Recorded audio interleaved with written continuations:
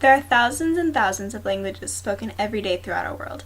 Even though different humans speak using different sounds, symbols, and letters, words have the power to affect everyone.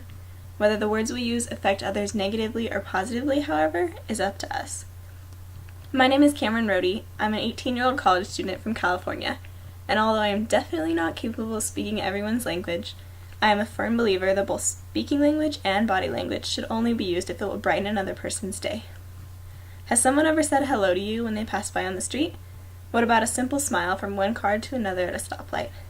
Taking just a few seconds out of your day to show positive body language to someone can truly influence their whole life. I know that in my life, I've had people ask how my day is going, and even though I might think it's just the worst day I've ever had, they improve it by caring enough to know how I'm doing on that particular day. One of my favorite quotes comes from an unknown author and says, quote, "Use your smile to change the world, but don't let the world change your smile." End quote. We live in a less than perfect world, but if everyone chose to be kind, those positive actions would improve the overall attitude of the earth and make people more confident and cheerful. Speaking, unfortunately, can be used for gossiping, lying, and even yelling. But the good news is it can also be used effectively for having conversations and giving compliments. I had an experience a few years ago at church that permanently changed my views on giving compliments. There was an investigator named Cynthia who had been attending my ward for about 4 months. She didn't exactly blend in with the congregation because of her pink hair and sleeves of tattoos. But Cynthia always sat by herself in the back of the church, in a pew by herself near the door. On this particular Sunday, we were passing each other in the hallway, and I noticed she was wearing an amazing pair of shoes. I'm typically someone who often forgets to fully think through everything I'm about to let come out of my mouth. So, as usual, without a second thought, I simply mentioned, "I love your shoes." What happened next was completely unexpected. Cynthia heard what I had said and immediately began to sob. My face went from a smile to an extremely confused look.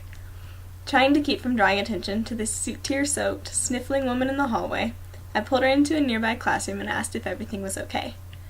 She explained to me that she was no longer going to come to church because she didn't feel included in the group, and my simple compliment had changed her mind. We sat in that classroom for almost an hour, talking about her life. I was ecstatic to get to know the highs and the lows of her 28 years on this earth. It was incredible to hear the story of how exactly she ended up in my LDS church, and I even got to share my testimony with her. She definitely had had a hard life, and I, to this day, don't understand how she turned out to be such an incredible woman. I honestly don't know if I would have been strong enough to make it through the things that she has done. Cynthia was baptized 2 weeks later, and I had the opportunity to speak at her baptism about the Holy Ghost. I never would have dreamed that liking someone's shoes could lead to a baptism and a continued friendship to this day. Cynthia is now an active member of the Relief Society presidency and will never stop thanking me for being a friend when she needed one. That experience demonstrated to me just how important a word of praise can be to someone. Even to a stranger, a smile or a compliment could change their life more than a person could ever know. So go about your life being thoughtful and sweet. Keep an eye out for others who may need someone to care about them for that day.